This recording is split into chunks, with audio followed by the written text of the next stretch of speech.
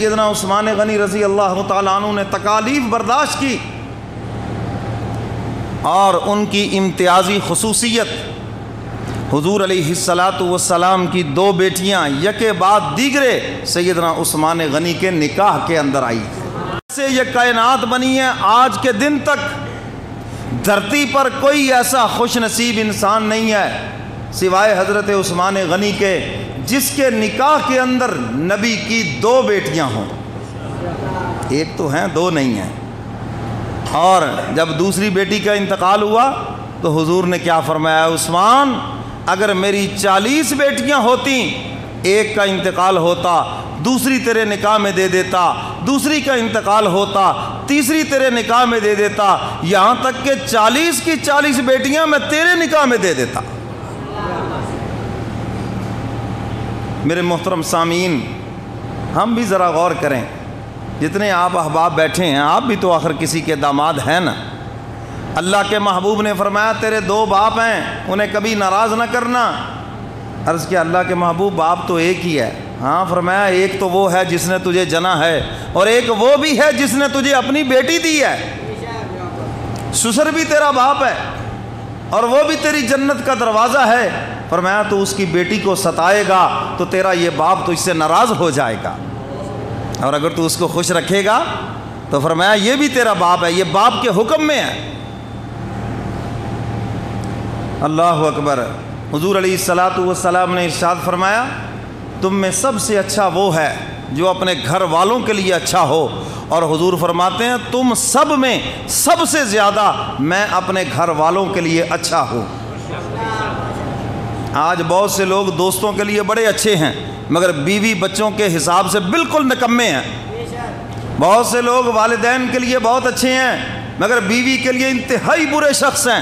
بہت سے لوگ رشتہ داروں کے لیے بہت اچھے ہیں لیکن اپنے بیوی بچوں کے لیے بہت برے انسان ہیں۔ اللہ کے محبوب فرماتے ہیں سب سے اچھا ہے ہی وہ جو اپنے گھر والوں کے لیے بھی اچھا ہو۔ جی بات سمجھ آئی؟ ہاں، یہی تو پل صراط ہے۔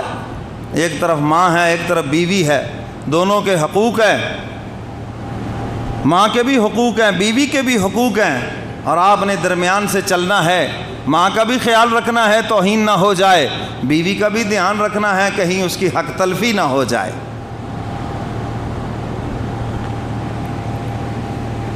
کوئی سمجھ آ رہی ہے بات؟ تو میرے محترم سامعین، حضور علیہ السلام فرما رہے ہیں میری 40 بیٹیاں ہوتی میں عثمان کے نکاح میں دے دیتا، ایسا اچھا داماد ہے۔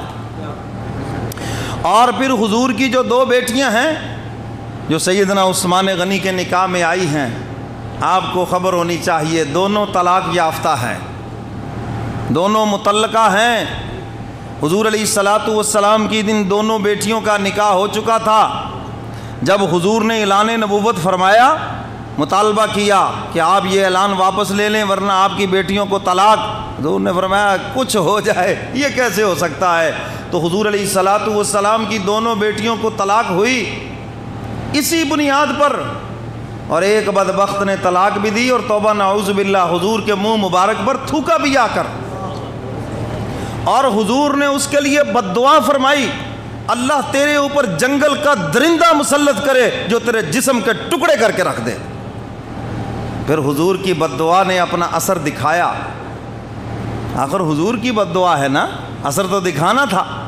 ابو لہب کا بیٹا یہ قافلے کے اندر اور کہنے لگا حضور نے بد دعا کی ہے کچھ ہو کے رہے گا۔ اس دور کے کافر کو بھی حضور کی بات کے اوپر یقین ہے، اور میں اور آپ کتنے کمزور ہو گئے، آج ہمیں حضور کی بات پہ یقین نہیں، کافروں کی باتوں پہ یقین ہے۔ کیوں جی ایسے ہے یہ نا؟ ہم ذرا اپنے ایمان کو دیکھیں تو صحیح۔ حالانکہ ہمارا ایمان تو یہ ہونا چاہیے سورج اپنی جگہ سے ہٹ سکتا ہے، حضور کا فرمان کبھی بھی غلط نہیں ہو سکتا۔ تجارتی سفر پر کہا کہ بیٹے کا خیال رکھنا، حضور نے بد دعا فرمائی ہے، اور خاص طور پر جنگل میں خیال رکھنا کوئی درندہ میرے بیٹے کو کھا نہ جائے۔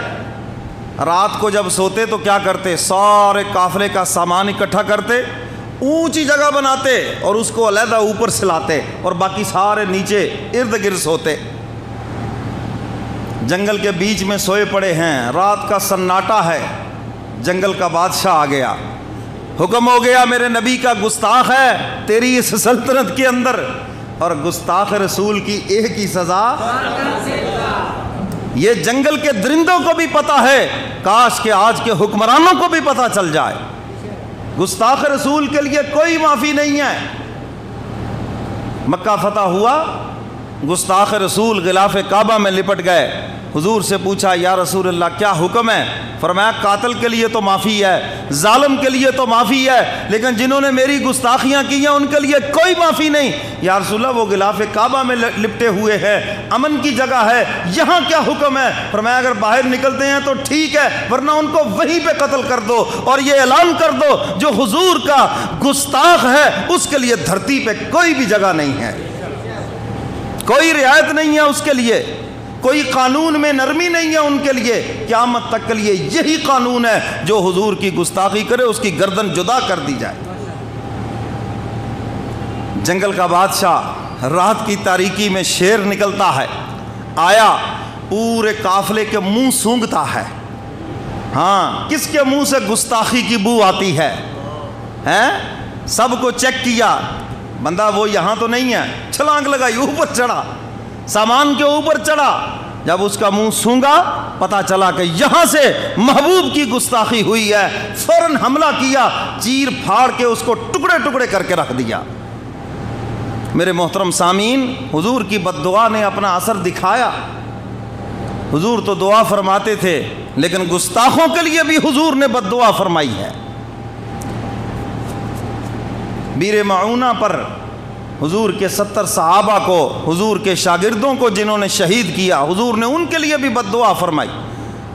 فجر کی نماز میں قنوت نازلہ حضور پڑھتے تھے، اور چہرہ مبارک اٹھا کر اس طرف رخ کر کے ہاتھ اٹھا کر حضور بد دعا کرتے تھے، مولا ان کے چہروں سے مسکراہٹیں چھین لے جنہوں نے میرے شاگردوں کو شہید کیا ہے، جنہوں نے میرے صحابہ کے ٹکڑے کیے ہیں۔